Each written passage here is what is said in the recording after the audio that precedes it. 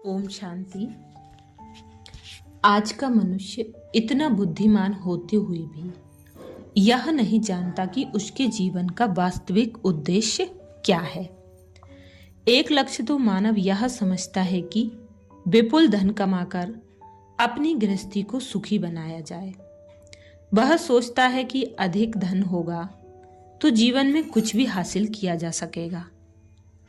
इसलिए वह ताउम्र धन प्राप्ति के लिए विभिन्न उपायों को खोजता रहता है और उन्हें क्रियात्मक रूप देता रहता है।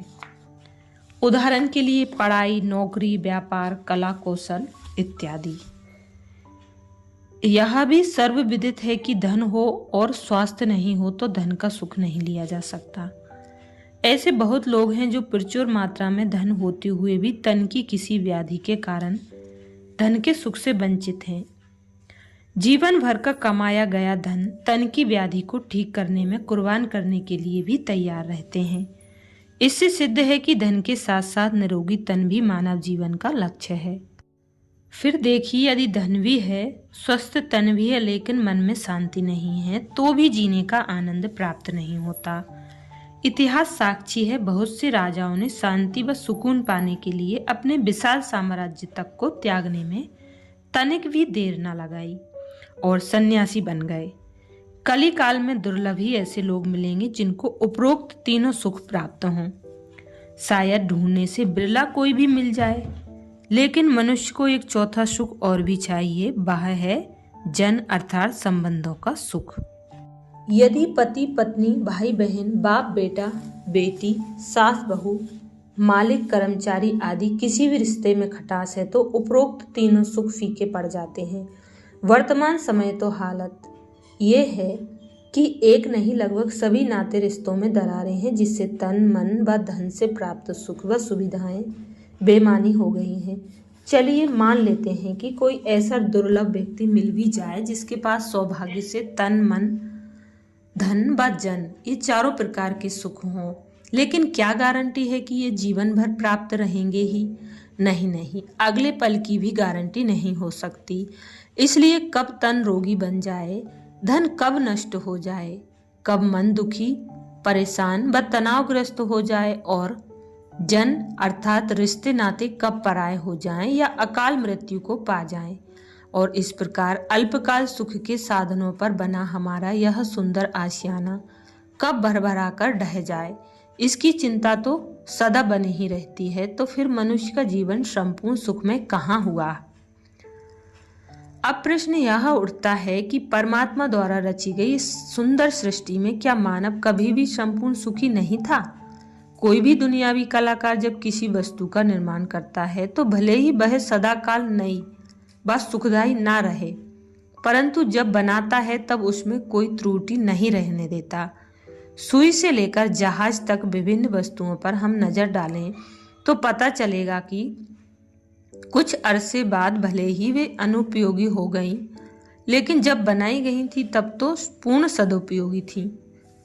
तो क्या परम कलाकार ने मानव को प्रारंभ से ही दुखी, रोगी, निर्धन व अशांत बनाया होगा? यदि नहीं तो फिर प्रश्न उठता है कि मानव का प्रारंभिक सर्वश्रेष्ठ सुखदायी स्वरूप कौन सा था, कब था और वह समय फिर कब आएगा? इसके बारे में सत्य ज्ञान होना बहुत आवश्यक है।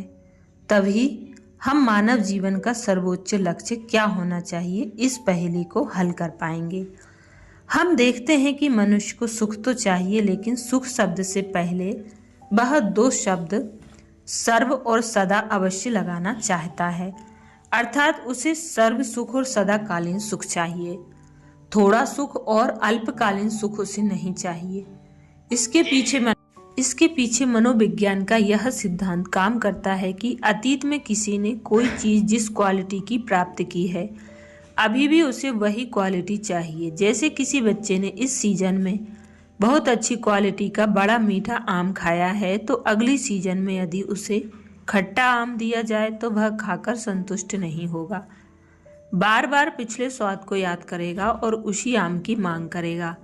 वर्तमान में मानव की सर्व प्रकार की सुख और सदाकाल के सुख की चाहना भी यही सिद्ध करती है कि भूतकाल में उसने सर्व प्रकार के सुख वाला जीवन जिया अवश्य है। उस समय के मानव को देवता कहा जाता था। उसके घर का नाम मंदिर था, उसके गांव का नाम गोकुल था, उसके देश का नाम सोने की चिड़िया था। उसकी राजधानी परिस्तान कहलाती थी और उस विश्व को आज भी स्वर्ग कहकर याद किया जाता है। यही परमात्मा पिता की सर्वश्रेष्ठ सुखदायी रचना थी, जिसमें मानव तन मन धन व जन से संपूर्ण सुखी व संपन्न था। इसीलिए कहावत है कि अप्राप्त नहीं कोई वस्तु देवताओं के जीवन में। बहुत अधिक समय नहीं हुआ है, ईसा से 3000 वर्ष पहले अर्थात केवल 5000 वर्ष पहले ही यह दुनिया स्वर्ग थी। यहाँ देवताई सभ्यता थी। उस देवताई और आज की लेवताई सभ्यता के मध्य लाखों करोड़ों का नहीं, मात्र 5000 वर्ष का ही अंतर है। ऐसा स्वर्णिम संसार कोई आसमान में या बादलों में या अंतरिक्ष के पार नहीं था और ना ही धरती के गर्भगृह में अर्थात पाताल में था। इसी पृथ्वी लोक में, इसी 5 तत्वों की दुनिया में 33 करोड़ देवी देवता बसते थे। उन सभी का धर्म, भाषा, राज्य, कुल और मत एक समान था। इतिहास स्वयं को स्वतः ही दोहराता है। अति के बाद अंत और अंत के बाद आदि का अवश्य ही आगमन होता है। कोई भी वस्तु या व्यक्ति अपनी चौथी अवस्था के बाद पुनः अपनी पहली अवस्था में लौटते हैं। सूर्य, पेड़ पौधे, मानव शरीर या आत्मा भी धीमे धीमे 4 अवस्थाओं से गुजरते गुजरते वापस अपनी पहली अवस्था में लौट आते हैं। संसार भी अपनी सतो प्रधान पहली अवस्था सतयुग से आरंभ होकर त्रेता युग, द्वापर युग, कलयुग से गुजरता हुआ पुनः सतयुग की ओर लौटता है। अभी हम बिल्कुल कलयुग और सतयुग के बीच में खड़े हैं। कोई कह सकता है कि शास्त्रों के अनुसार तो अभी कलयुग समाप्ति में लाखों वर्ष हैं और आप कहते हो कि सतयुग अभी आया कि आया, बस सामने ही है। हम किसको सत्य माने? हम कहते हैं आप अपने विवेक को सत्य माने। जो चीज अभी आपकी आंखों के सामने है उसको सत्य माने। यहाँ हम एक उदाहरण देना चाहते हैं। एक बालक जब 5 वर्ष का था तो उसकी माँ ने उसका हाथ ज्योतिषी को दिखाया और उसकी आयु पूछी। ज्योतिषी ने कहा यह बालक शतक पूरा करेगा। बालक बड़ा हुआ, उसे खराब संग लग गया। तमोगुणी खान पान के कारण उसे अनेक बीमारियों ने घेर लिया। 60 वर्ष की आयु होते होते उसकी काया जर्जर हो गई। उसे अस्पताल में भर्ती कराना पड़ा। लंबा इलाज चलता रहा। अंत में ऐसी हालत हो गई कि डॉक्टरों ने जवाब दे दिया और कहा कि इसे घर ले जाओ, घर में सेवा करो। मुश्किल से मास 2 माह से ही निकालेगा। लेकिन उसकी माँ डॉक्टर की इस बात को स्वीकार नहीं कर रही थी। उसके पास ज्योतिषी की बताई हुई वह उम्र लिखी डायरी थी, जिसे डॉक्टर को दिखाकर उसने कहा कि डॉक्टर साहब क्या कह रहे हो, मेरा बेटा तो 100 साल पूरे करेगा। यह देखो ज्योतिषी ने बताया हुआ है, मैंने उसी समय नोट भी कर लिया था। डॉक्टर ने कहा माताजी, उस समय की बच्चे की सेहत और आपके परिवार की सात्विकता के अनुसार लग रहा था कि बच्चा 100 साल जिएगा, लेकिन शराब, धूम्रपान आदि गलत खान पान से इसके सभी अंग समय से पहले ही जर्जर हो गए हैं। अभी कोई अंग काम नहीं कर रहा है, इसलिए प्रत्यक्ष को प्रमाण की आवश्यकता नहीं होती। आपकी डायरी में 55 वर्ष पूर्व जो लिखा गया था उससे कहीं अधिक सटीक सबूत आपके बेटी की वर्तमान स्थिति है। आप न मेरी माने न डायरी की, पर इसकी हालत स्वयं बयां कर रही है कि यह अब जाने वाला है। यही बात हमारी सृष्टि पर भी लागू होती है। हाँ, प्रस्तुत लेख की सबसे महत्वपूर्ण और हमारे बंद नेत्रों को खोल देने वाली विषय वस्तु यही है।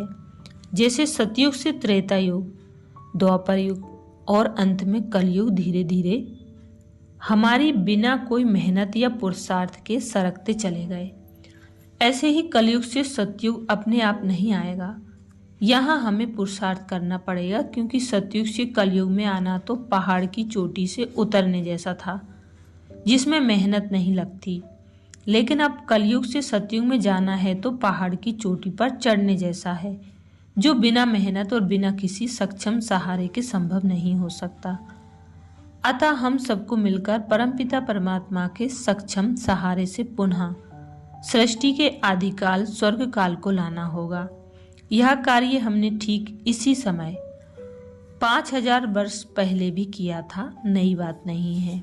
इसकी यादगार है श्री कृष्ण के साथ गोप गोपियों के द्वारा गोवर्धन पर्वत का उठाना। इसमें विशेष बात यह है कि उठाना तो परमात्मा को ही है, हमें तो बस अपनी उंगली भर लगानी है। उंगली भर के सहयोग से यदि स्वर्णिम सवेरा आ जाएगा तो देर किस बात की। फिर तो हमें वह विधि जल्दी ही समझ लेनी चाहिए। उसी से मानव जीवन का असली उद्देश्य भी समझ में आ जाएगा। अच्छा, ओम शांति।